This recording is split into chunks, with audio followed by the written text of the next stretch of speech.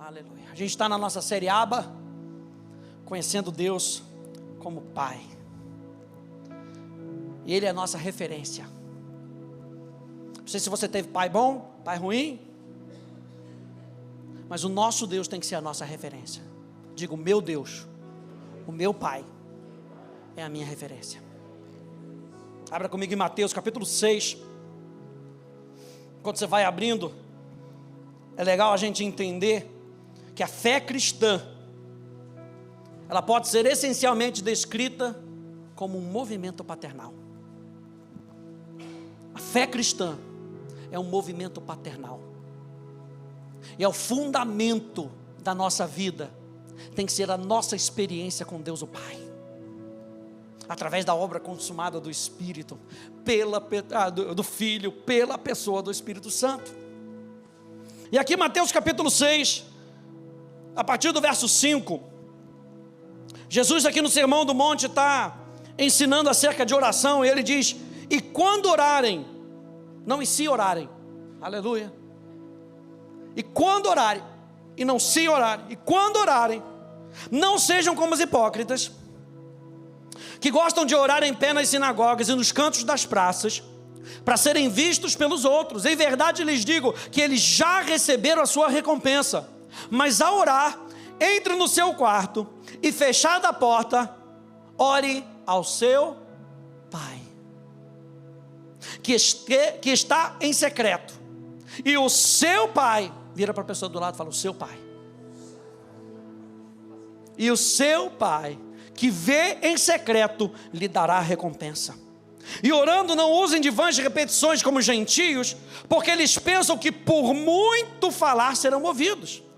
Não sejam, portanto, como eles, porque o Pai de vocês sabe o que vocês precisam antes mesmo de lhe pedirem. Portanto, orem assim: Pai nosso que estás nos céus, lê comigo, santificado seja o teu nome, venha o teu reino, seja feita a tua vontade, assim na terra como no céu. O pão nosso de cada dia nos dá hoje, e perdoa-nos as dívidas, assim como nós também perdoamos aos nossos devedores. E não nos deixes cair em tentação, mas livra-nos do mal, pois teu é o reino, o poder e a glória para sempre. Amém. Quantas vezes Jesus falou do Pai? Pelo menos umas 3, 4 vezes. O seu Pai, o seu Pai, o Pai de vocês. A gente aprende na Atos que a necessidade número 1, matéria de realidades da nova criatura, a necessidade número 1 da igreja é conhecer o Pai. Do outro lado, a tarefa número 1 do diabo é tentar passar falsas ideias a respeito do seu Pai. Por isso que a gente viu semana passada o quão importante é nós descobrirmos como Deus se revela nas Escrituras e não como eu acho que Deus tem que ser. Por causa de modelos errados, terrenos, a gente acha que Deus tem que supercompensar do outro lado. Não, Deus é o que Ele é. Moisés pergunta para Deus, e quando eu for, o que eu vou dizer? Quem eu vou dizer que me enviou? Eu sou o que eu sou, ponto final. Eu sou como eu me revelo. Então por isso que a gente falou na semana passada, que Deus se revela pela natureza do seu nome e através das Escrituras. Olha só essa citação desse autor americano chamado Jim Packer. Ele diz o seguinte, presta atenção: o conhecimento de Deus como Pai é o coração da mensagem cristã. Pelo conhecimento de Deus, ele não meramente significa um conhecimento intelectual, mas um conhecimento experimental, uma profunda percepção do que significa ter o Deus do universo como nosso Pai. Você tem noção disso? O Deus do universo, Ele é o nosso Pai. Se você quiser conhecer o quão bem uma pessoa entende o cristianismo, pergunte a ela o quanto ela entende sobre ser um filho de Deus e ter Deus como seu Pai. E onde é que a gente descobre isso, gente? Por que a gente passa a chamar Deus de Pai? Porque Jesus nos ensina isso. Jesus deixou o modelo.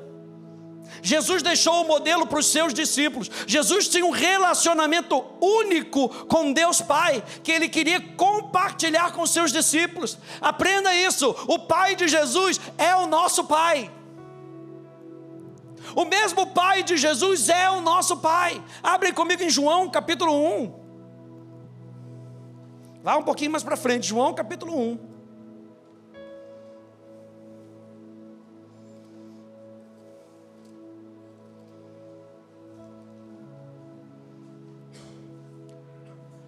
Verso 12, verso 13.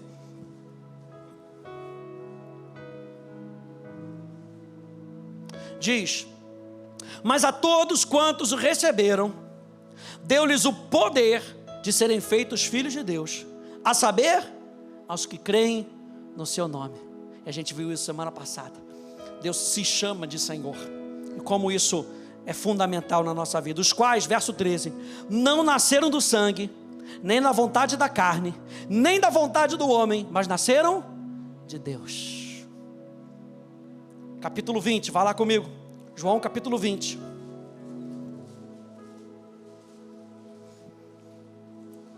Depois da sua ressurreição, João capítulo 20, no verso 17. Jesus então encontra Maria no sepulcro. Ela confunde Jesus com um jardineiro. Tamanha glória. Olha, o segundo Adão. Olha a mensagem de quarta-feira. Meu Deus. Adão era o quê? Jardineiro. Vou colocar você no jardim do Éden para cuidar do jardim do Éden. Jesus ressuscita e é confundido com um jardineiro. A gente viu quarta-feira passada e vai continuar na outra quarta. Como Jesus se torna o nosso representante, o representante do céu na terra. É confundido então com o jardineiro. E diz lá no verso 17, Jesus continuou: não me detenha, porque ainda não subi para o meu Pai, mas vá até os meus irmãos e diga a eles: subo para o meu Pai e o Pai de vocês. Meu Deus, para o meu Deus e o Deus de vocês. O Pai de Jesus, Ele é o nosso Pai.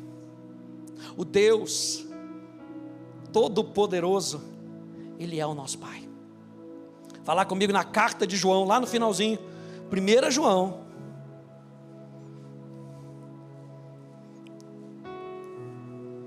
É mais fácil ir no livro de mapas e vir descendo, aleluia. Não sei se a sua Bíblia ainda tem mapa. A minha, para economizar folha, termina em Apocalipse 22, ponto, acabou. 1 João capítulo 3. 1 João capítulo 3, verso 1, diz assim: vejam como é grande o amor que o Pai nos concedeu, que fôssemos chamados filhos de Deus, e de fato o somos.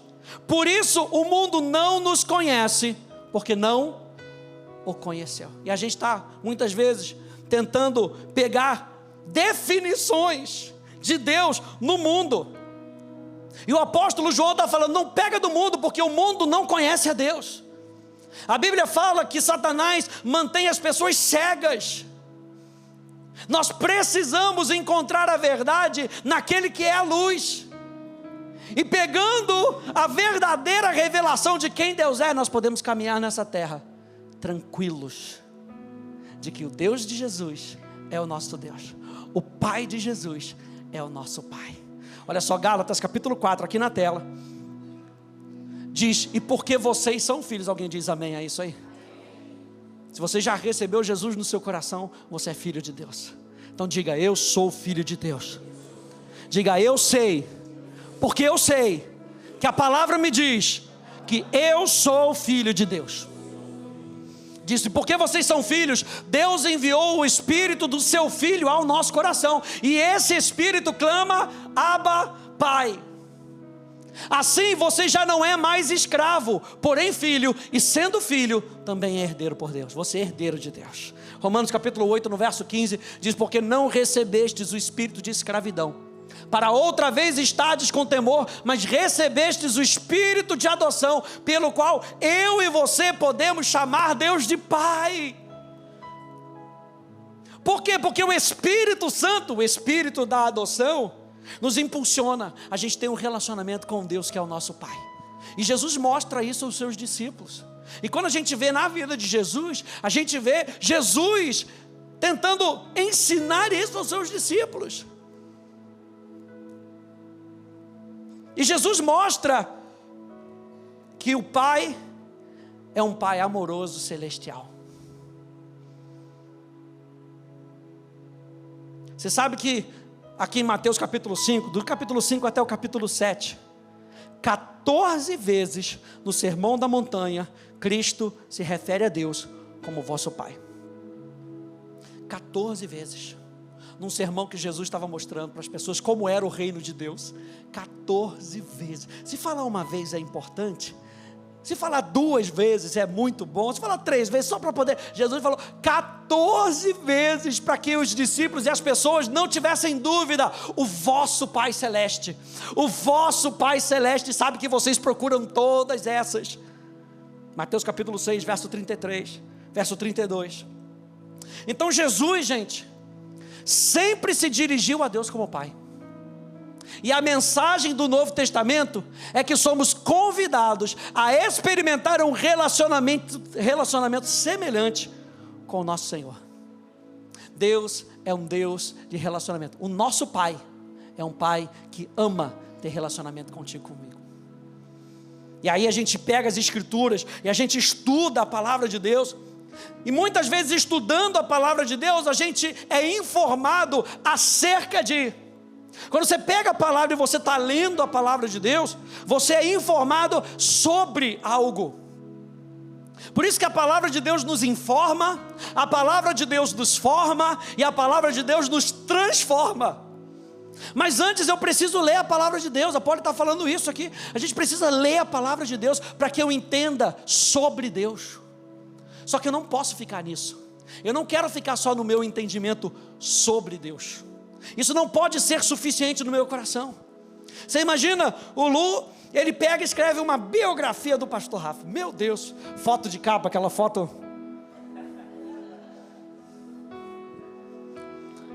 Biografia do pastor Rafa, maravilha. Aí todo mundo compra, aleluia, assim eu espero, glória a Deus. Aí, né? Aí compra e você sabe tudo sobre o pastor Rafa. Sua infância, sua jornada na África, um capítulo especial sobre a alegria do seu casamento, aleluia, glória a Deus. Só que você nunca encontrou o pastor Rafa. Você nunca disse oi para ele. Quantos cristãos sabem muito sobre Deus e sabem tão pouco de experimentar Deus?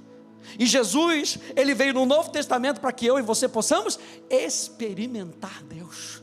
O cristianismo, gente, não é uma religião onde eu entendo sobre. O cristianismo é uma religião de relacionamento.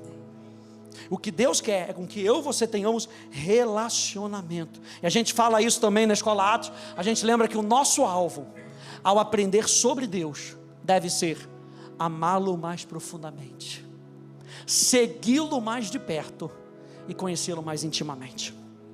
Esse tem que ser o nosso alvo, quando a gente conhece sobre Deus.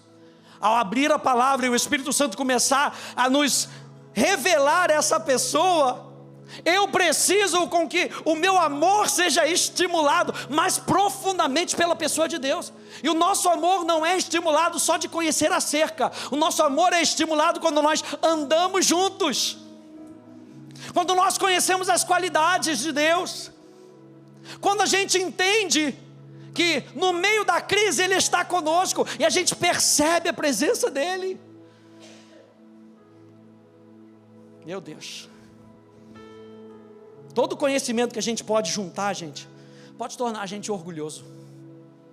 Ah não, esses eu já sei. Mateus capítulo 6, Mateus capítulo 5, Mateus capítulo 7, posso citar de cor. Só quero saber se você se experimenta com Deus do Salmo 23.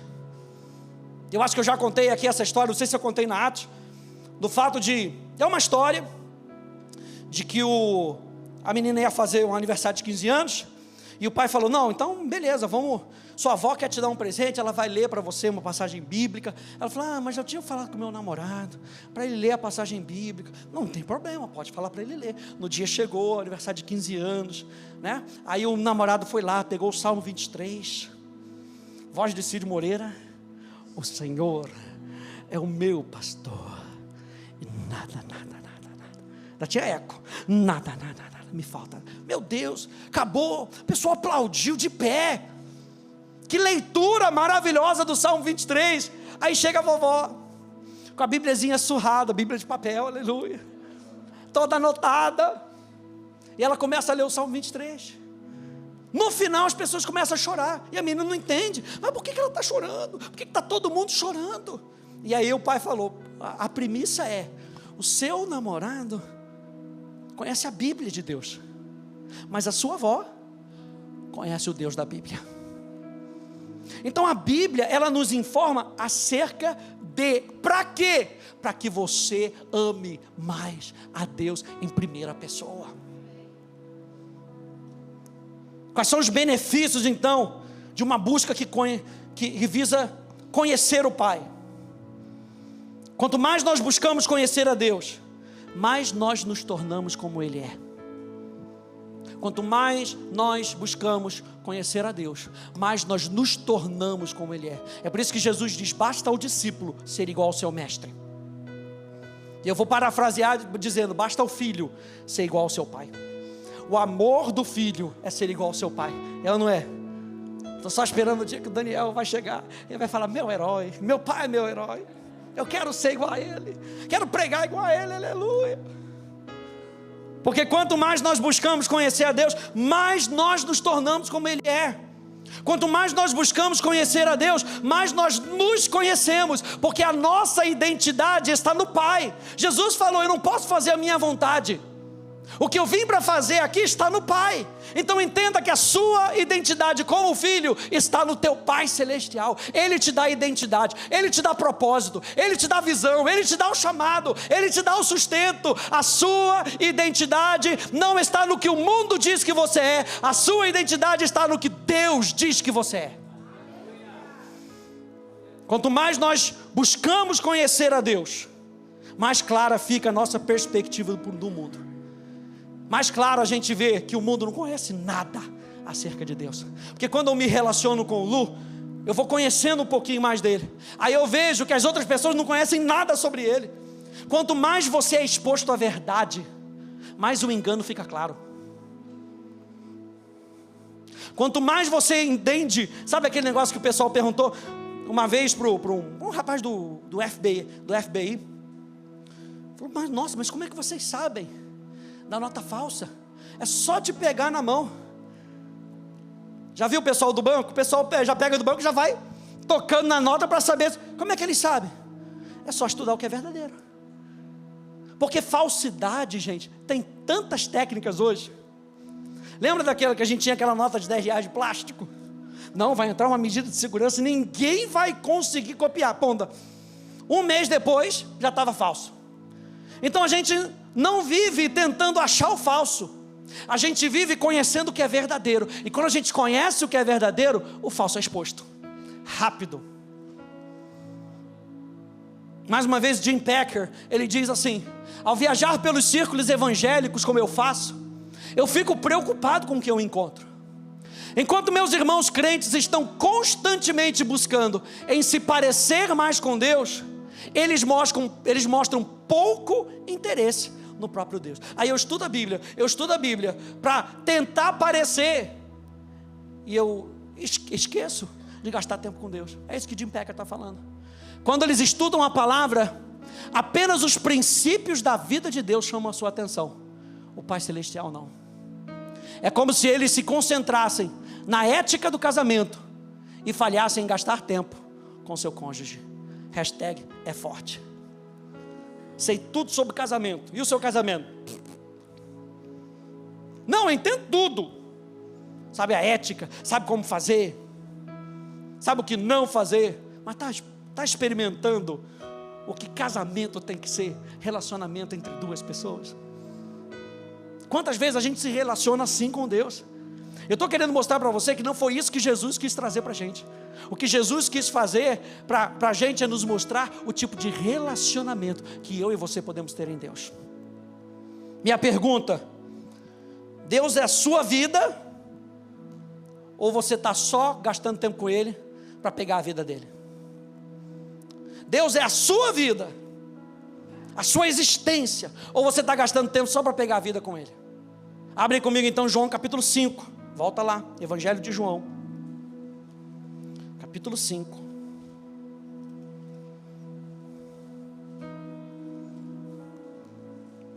Quem está aprendendo algo nessa noite? Deus quer com que você tenha um relacionamento com seu Pai. João capítulo 5, verso 39 e verso 40, diz assim: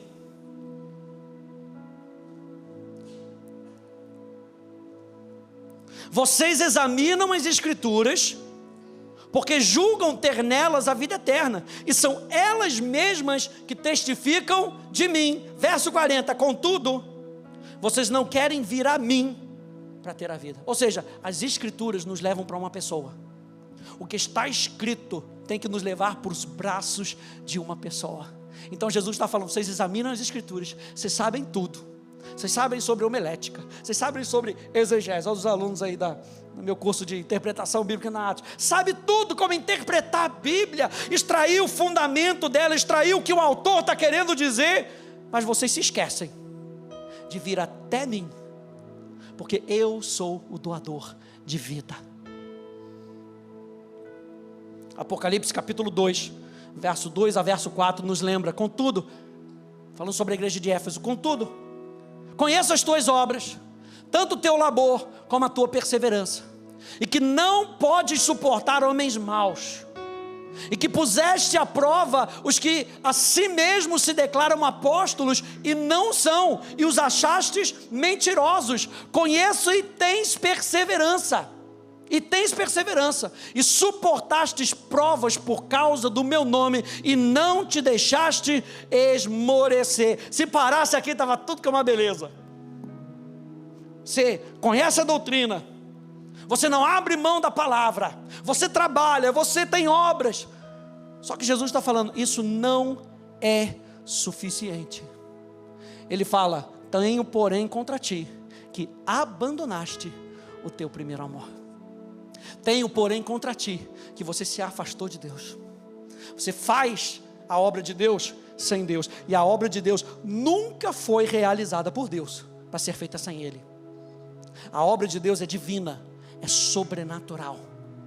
Não faça a obra de Deus sem Deus. Deus é a pessoa mais importante nesse teu relacionamento. Tudo então na nossa vida depende da qualidade do seu relacionamento de amor com Deus. É por isso que quando a gente aprende os 10 mandamentos, por exemplo, a gente aprende que os 4 primeiros mandamentos são acerca de Deus. Os outros 6 são acerca do nosso relacionamento. O que eu aprendo naquilo ali? Que eu preciso primeiro encontrar a minha identidade em Deus. Eu preciso conhecer quem é o meu Deus, para que depois eu possa abençoar a vida de outras pessoas, para que eu não cobice as coisas das outras pessoas, para que eu não minta para as outras pessoas, porque eu conheço um Deus da verdade, porque eu conheço um Deus que supre cada uma das minhas necessidades, porque eu conheço um Deus que vive comigo. Então conheça a Deus em primeiro lugar. É a maior necessidade que você tem, é descobrir quem é o teu Pai Celestial. Nisso nós precisamos saber 6 coisas, rapidinho. Número 1, que esse relacionamento não pode ter outros concorrentes. O seu relacionamento com Deus, a Bíblia fala que o Espírito Santo, ele tem ciúmes de mim e de você. Por isso que 1 Pedro capítulo 2, verso 9, vai dizer que você é propriedade exclusiva. Diga, exclusivo. É igual aliança de casamento. É exclusividade. Deus quer exclusividade no seu coração. Esse relacionamento não pode ter outros concorrentes. Não permita que outro sente-se no trono do seu coração. Seu marido, preste atenção, e a gente aqui é uma igreja que a gente fala muito de família, mas seu marido não pode ser o centro do universo do seu coração. Esse lugar é só de Deus. E quando você coloca Deus no centro do seu coração, você abençoa o seu marido. O seu filho não pode ser o centro do seu coração. Esse lugar é exclusivamente de Deus. Quando você coloca Deus no centro do seu coração, o seu filho é abençoado. O seu trabalho não pode ser o centro do seu coração. Tem que ser Deus. Número 2, então, Deus toma a iniciativa e vem até nós para que possamos experimentar a sua presença. Eu acho isso demais. Jesus nos mostra isso. No Antigo Testamento a gente vê Deus procurando os homens. A gente falou de João capítulo 4. Deus busca adoradores que o adorem em espírito e em verdade. Deus veio até Adão e Eva no jardim do Éden. Deus veio até Noé, até Abraão, até Moisés, até os profetas. Jesus veio até os discípulos. Jesus veio até Paulo na estrada de Damasco. Deus continua fazendo a mesma coisa. É Ele quem nos atrai para si. É o Pai que está chamando a gente. Vem para mais perto de mim. Não é uma busca frenética do que eu quero achar. É o Pai se revelando para mim e para você. Número 3, então, Deus nos atrai. Olha aí João capítulo 6. João capítulo 6, verso 44 e verso 45.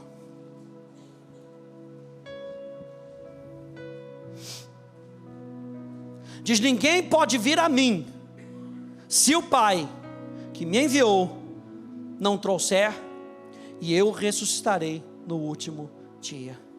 Está escrito nos profetas, e todos serão ensinados por Deus. Portanto, todo aquele que ouviu e aprendeu do Pai, esse vem a mim. Eu gosto do Evangelho de João, e aqui principalmente nesses versículos aqui, capítulo 6, capítulo 10, ele usa um tempo verbal que dá o sentido de continuidade. Presente, particípio ativo no grego. O que isso quer dizer? Isso quer dizer que aquele que ouviu é aquele que continua ouvindo o Pai. Aquele que aprendeu é aquele que continua aprendendo do Pai. Se você continua a ouvir, e a palavra ouvir no grego e no hebraico tem o sentido de obedecer, um coração desejoso em obedecer ao Pai. Quem obedece ao Pai é esse que o Pai fala: esse pertence ao Filho. Aquele que continua aprendendo do Pai é esse que o Pai fala: esse pertence ao Filho. Ou seja, tem a ver com a nossa resposta à atração do Pai na nossa vida. Eu quero falar para você que durante essa semana Deus vai atrair você para Ele. Então responda, ouça e aprenda do Pai. E quanto mais eu ouço e aprendo do Pai, mais perto de Jesus eu ando. Verso 65.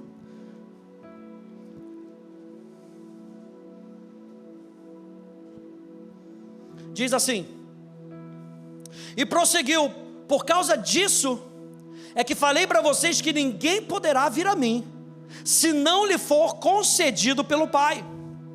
Diante disso, muitos dos seus discípulos o abandonaram e já não andavam com ele. Ah, Jesus, eu achei que era da minha maneira, eu achei que era de outro jeito, achei que era mais fácil. Jesus falou: não tem jeito fácil, só tem um jeito, é o jeito do Pai. E eu vim aqui para mostrar para vocês o jeito do Pai. E porque as pessoas estavam buscando um relacionamento distante com Jesus, Jesus falou: a banda não toca assim aqui. Deus quer um relacionamento íntimo com você. E aí muitas pessoas o deixaram. Aí Jesus vira para os seus discípulos e faz a seguinte pergunta: será que vocês também querem se retirar? Jesus, cadê o amor? Essa igreja de Jesus não tem um amor. Olha só, é o teste. Lembra que a gente leu da provação da fé? Eu acho interessante como Elias fez alguns testes com Eliseu. Em determinada jornada dele, quando Elias estava para passar o cajado, passar o manto, ele chega numa cidade e falou: Eliseu, pode ficar aí, fica aí, não tem problema não, aqui está uma beleza. Aí Eliseu fala: eu quero o que você tem. Para ter o que você tem, eu preciso andar com você.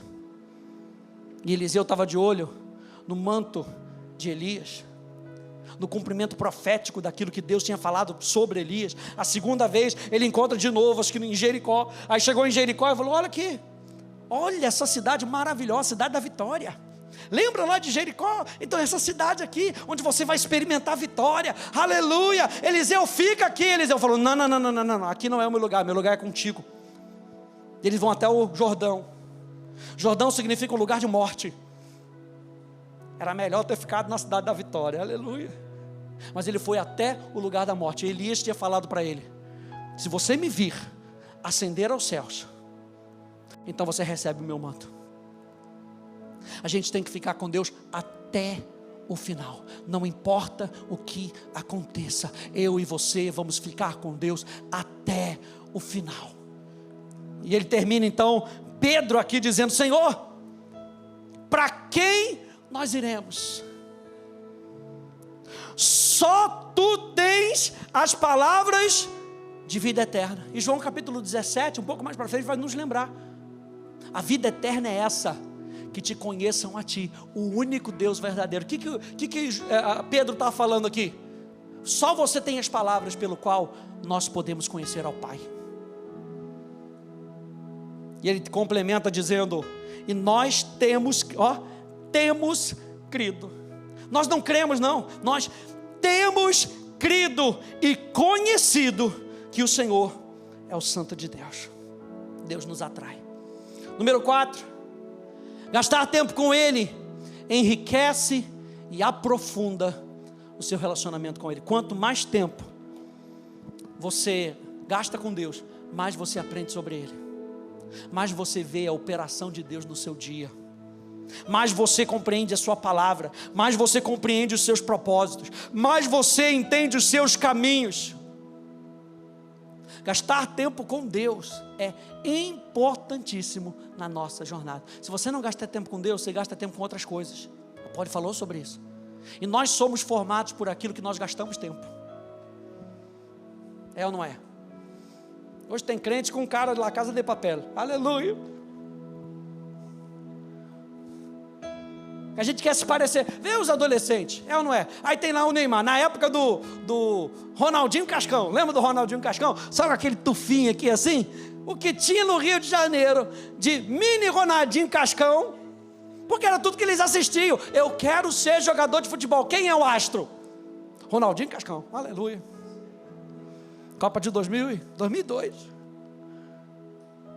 Então quanto mais nós gastamos tempo com Deus, mais nós nos parecemos com Ele. Número 5, o relacionamento que Deus quer é algo real, pessoal e prático. Deus não quer com que você experimente uma memória do seu passado. 15 anos atrás, quando eu aceitei Jesus, oh que maravilha, as coisas aconteciam na minha vida. Não, Deus quer ter um relacionamento com você hoje, algo real. Número 2, um relacionamento pessoal, ou seja, Ele vai falar com você. Eu sempre falo isso quando a gente está pregando aqui. Se discipline a ouvir mais a voz do Espírito Santo do que a voz do pregador. A minha voz tem que ser um veículo, a minha voz tem que ser um instrumento para que você ouça a voz do Espírito Santo falando com você. Número 3, esse relacionamento tem que ser prático. Não pode ser teórico, tem que ser prático. Abre aí comigo em Isaías capítulo 43.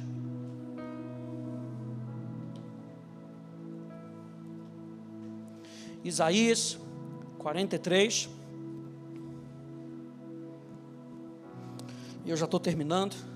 Isaías 43, do verso 1 até o verso 5.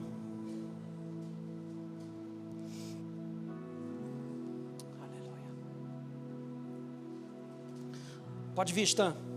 Ministério de Música. Isaías 43, verso 1 até o verso 5. Diz: mas agora, assim diz o Senhor que o criou, ó Jacó, e que o formou, ó Israel: não tenha medo, porque eu remi, eu chamei pelo seu nome, você é meu. Sabe por que Deus conhece seu nome? Porque você pertence a Deus. Foi Deus quem te fez, Ele é o teu Criador. Quando você passar pelas águas, eu estarei com você. Relacionamento pessoal. Quando passar pelos rios, eles não submergirão. Quando passar pelo fogo, você não se queimará. As chamas não atingirão, porque eu sou o Senhor, o seu Deus, o Santo de Israel, o seu Salvador. Dei o Egito em resgate por você, e a Etiópia e Seba, para que você fosse meu, visto que você é precioso aos meus olhos e digno de honra. E porque eu o amo, darei homens por você e povos em troca da sua vida. Não tenha medo, porque eu estarei com você. O relacionamento com o nosso Pai é um relacionamento pessoal, é um relacionamento próximo, é um relacionamento de intimidade. Saiba que Deus tem prazer em estar com você. E o último ponto: o foco do nosso relacionamento é Deus. Quando a gente é salvo, gente, nós somos salvos do domínio do pecado sobre a nossa vida. E o pecado, como Senhor da nossa vida, fazia a gente focar em nós mesmos. É o que eu penso, é o que eu acho, é a minha vida, são os meus interesses. A vida centrada no ego, a vida centrada em si mesmo, é caracterizada por orgulho em si e nas suas realizações. É caracterizada por autoconfiança, por dependência em si e nas suas próprias habilidades. É caracterizada por autoafirmação, na busca por ser aceito pelo mundo, no olhar para as circunstâncias da perspectiva humana. É uma vida egoísta e comum, mas a essência da salvação é a negação do ego e o retorno de uma vida centrada em Deus, que é caracterizada por confiança em Deus, por dependência em Deus, na sua habilidade e na sua provisão. É uma vida focada em Deus e nas suas ações. É uma vida de humildade diante de Deus, da negação do ego, da busca primeiramente do reino de Deus e da sua justiça, da busca da perspectiva de Deus em cada circunstância. É uma vida santa e uma vida que faz a gente parecer cada vez mais com Jesus. Vou terminar repetindo que o seu relacionamento com Deus é o aspecto mais importante da sua vida. Se isso não estiver correto e ajustado, nada mais vai importar na sua vida. E eu quero dizer para você, a nossa experiência com Deus, a nossa busca por Deus, quando a gente coloca Deus em primeiro lugar, todo o resto, preste atenção nisso no seu pastor, preste atenção, todo o resto vai ser ajustado. Todo o resto vai se ajustando quando a gente sabe que Deus é o nosso Pai, que Deus nos ama, que Deus cuida de nós. Todo o resto, pastor, você não sabe o que eu estou passando. Todo o resto vai se ajustando quando a gente coloca Deus em primeiro lugar. Todo o resto. Eu comecei falando que essa é a parte mais central da nossa vida, que o cristianismo, ele é por essência um movimento paternal, de descobrir o nosso Pai, descobrir que se nós temos um Pai, nós fomos feitos filhos de Deus, e se nós somos filhos de Deus, nós somos herdeiros juntamente com Jesus. Amém, gente? Feche um pouquinho os teus olhos, fique de pé.